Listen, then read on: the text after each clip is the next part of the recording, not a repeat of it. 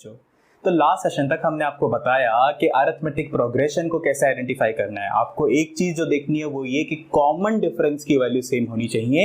एक बार भी अगर कॉमन डिफरेंस अलग आ गया तो आपका पूरा का पूरा प्रोग्रेशन अरिथमेटिक प्रोग्रेशन नहीं रहता। ये हमने लास्ट सेशन में देख लिया था। आज के इस सेशन में हम स्टार्ट करने वाले हैं फर्स्ट एक्सरसाइज को, तो without wasting any time let's learn something.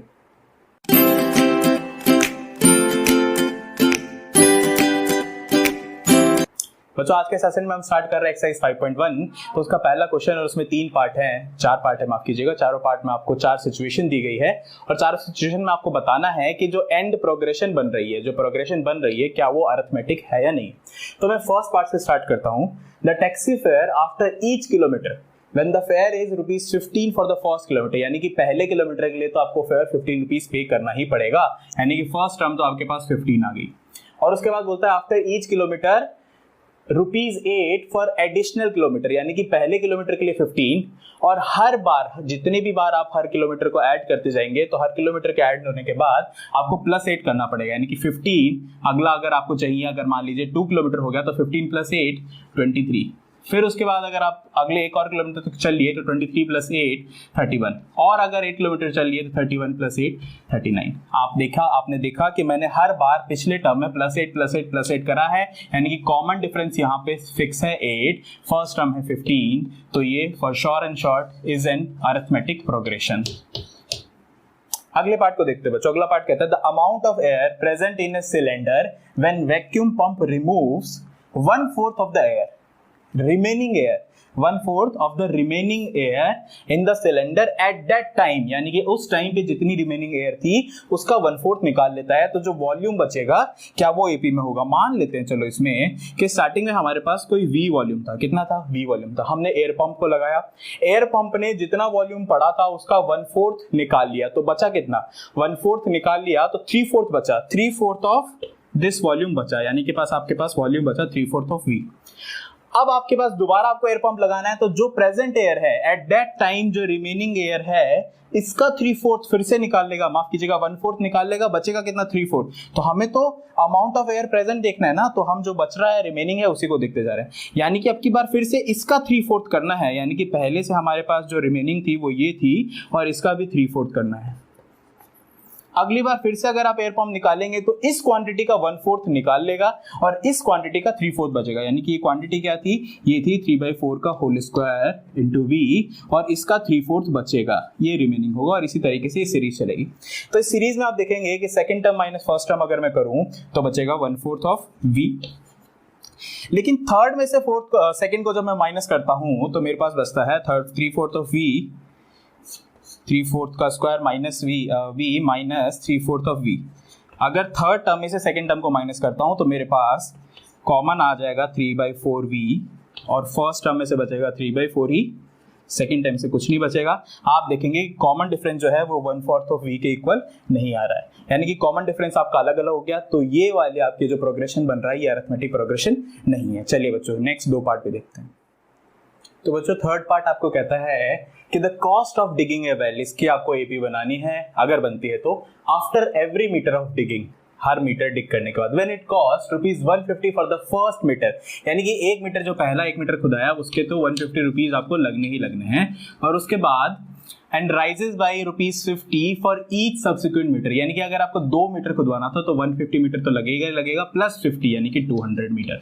फिर उसके बाद अगर आपको अगला एक और मीटर खुदवाना है तो प्लस 50 यानी कि 250, उसके बाद फिर से प्लस 50 यानी कि 300, 350 एंड सो ऑन। तो आप देख रहे हैं कि ये एपी बन रहा है बिल्कुल, जिसकी फर्स्ट टर्म 150 है और कॉमन डिफरेंस यहाँ पे कितना है? 50 का। तो थर्ड पार्ट हमारे पास एपी बनता है। फाइनल पार्ट, फोर्थ पार्ट जो हम देखते हैं तो बोलता है amount of money in account every year, इसकी आपको सीरीज बनानी है। किसकी? अमाउंट ऑफ मनी की every year. When ₹1000 is deposited at compound interest of 8% per annum, तो आपको क्या करना है? पहले आपके पास इनिशियली अमाउंट कितना था? ₹1000 था।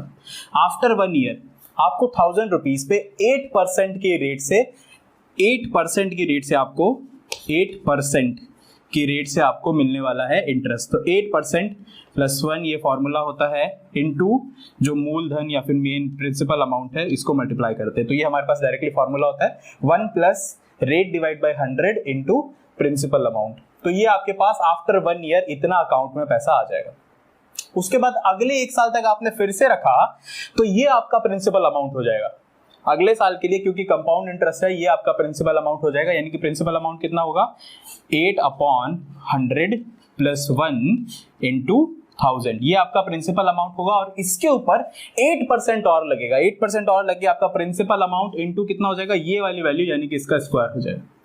और अगर नेक्स्ट में निकालना है तो फिर इसका क्यूब × 1000 इस तरीके से, यानी कि नेक्स्ट वाले में प्रिंसिपल अमाउंट ये हो जाएगा, इसके ऊपर 8% इंटरेस्ट कैलकुलेट करना होगा। तो आप देख सकते हैं ये वैसा ही क्वेश्चन है जैसे वैक्यूम पंप वाला हमने किया था, और इसमें कॉमन डिफरेंस सेम नहीं है क्योंकि यहाँ पे मल्टीप्लाई हो रही है कॉमन नंबर की। तो ये कॉमन नंबर का एक मल्टीप्लाई हो रहा है, ऐड नहीं हो रहा है, तो ये एपी नहीं है, नॉट एन एपी।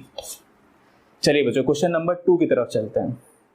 तो बच्चों नेक्स्ट क्वेश्चन के 5 पार्ट गिवन है, पांचों के पांचों पार्ट में आपको एपी के 4 टर्म्स लिखने हैं, जबकि आपको फर्स्ट टर्म और फोर्थ टर्म गिवन है। तो मुझे A4 तक लिखना है, फर्स्ट टर्म माफ कीजिएगा, फर्स्ट टर्म और कॉमन डिफरेंस सब में गिवन है। तो मैं स्टार्ट करता हूं। फंडा मेरे पास एक ही है कि सक्सीडी टर्म यानी अगली टर्म बनानी है तो प्रीसीडिंग टर्म में कॉमन डिफरेंस को ऐड करते हुए चलो। तो फर्स्ट वाले में लिखूंगा तो फर्स्ट टर्म 10 है, सेकंड टर्म क्या होगी, इसमें कॉमन डिफरेंस को ऐड करना है यानी 10 + 10 20। फिर अगली टर्म लिखनी है तो पिछली यानी कि 20 में 10 को ऐड करना है 20 + 30, 30 में 10 को ऐड करना है 40 और उससे भी लिखनी है तो 40 + 10 50। इस तरीके से आपकी एपी बन जाएगी जिसका फर्स्ट टर्म A 10 है और कॉमन डिफरेंस 10 10 10 का है। ये फर्स्ट पार्ट हो जाता है। सेकंड पार्ट में आपको फर्स्ट टर्म गिवन है -2 और कॉमन डिफरेंस है 0, तो हर बार आपको 0 0 ऐड करना है पिछली टर्म में, तो -2 -2 -2 -2 इस तरीके से आपकी सीरीज बन जाएगी। 4 टर्म ही लिखनी थी। चलिए थर्ड पार्ट में देखेंगे। थर्ड पार्ट में कहता है A की वैल्यू है 4 और कॉमन डिफरेंस है -3 का, यानी कि आपको सेकंड टर्म लिखनी है A2 लिखनी है, तो A1 में आपको प्लस करना है D को।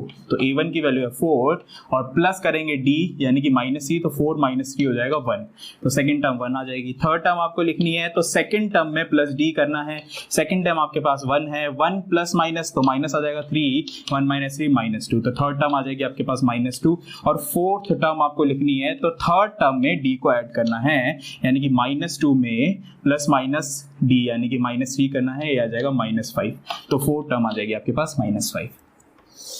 बिल्कुल इसी तरीके से फोर्थ पार्ट को अटेम्प्ट करने के लिए फर्स्ट टर्म आपके पास गिवन है -1 है, फर्स्ट टर्म -1 है, D आपके पास हाफ है, तो सेकंड टर्म जब आप लिखेंगे तो फर्स्ट टर्म में प्लस D कर देंगे। फर्स्ट टर्म में आपके पास -1, D है प्लस हाफ, तो आप इसको करेंगे तो 2 एलसीएम आ जाएगा -2 + 1 यानी कि 1 -1/2। सेकंड टर्म आपके पास आ गई -1/2। थर्ड टर्म निकालनी है तो सेकंड टर्म में D को ऐड करना है, उसके पिछली वाली टर्म में D को ऐड करना है। पिछली वाली टर्म क्या थी -1/2 और D हमारे पास क्या है कॉमन हाफ, तो ये आ जाएगा 0, plus half minus half 0।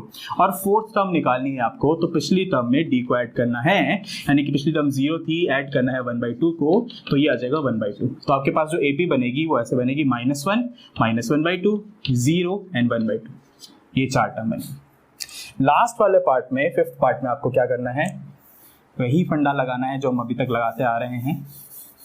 A की वैल्यू गिवन है, ध्यान से देखेंगे लास्ट पार्ट को, A की वैल्यू गिवन है -1.25, फंडा में वही लगा रहा हूं। अगर मुझे सेकंड टर्म निकालनी है तो फर्स्ट टर्म में मुझे D को ऐड करना है, D की वैल्यू माइनस में दी गई है, तो A की वैल्यू -1.25 और प्लस करना है D कितना है -0.25, तो ये अल्टीमेटली -1.25 और माइनस का 0.25 आ जाएगा, जो कि ऐड होगा लेकिन माइनस के साइन के साथ, तो साइन माइनस का आएगा, ऐड होएगा, बनेगा 1.5 माइनस का 1.5। अगर A3 निकालना है तो that is nothing but A2 + D, यानी कि A2 की वैल्यू है आपकी, A2 की वैल्यू ही -1.5 है पिछली टर्म की, और माइनस इसमें कर देना है 0.25, प्लस माइनस मैंने डायरेक्टली माइनस लिख दिया, तो आपके पास वैल्यू आ जाएगी माइनस का 1.75। ठीक इसी तरीके से A4 निकालना है तो दैट इज नथिंग बट पिछली टर्म में D को ऐड करना, पिछली टर्म ही आपके पास माइनस का 1.75 थी, प्लस माइनस करूंगा तो माइनस आ जाएगा, D की वैल्यू 0.25 यानी कि यहां से आपके पास आ जाएगा -2। तो आपकी जो AP बनेगी वो बनेगी -1.25 -1.5 -1.75 और -2। फंडा एक ही है, अगली टर्म निकालनी है तो पिछली टर्म में कॉमन डिफरेंस को ऐड कर दीजिए। इसी बेसिस पे हमने सारे क्वेश्चन कंप्लीट कर लिए। मिलते हैं आपके साथ अगले लेक्चर में। Until then the class 24 learn and score.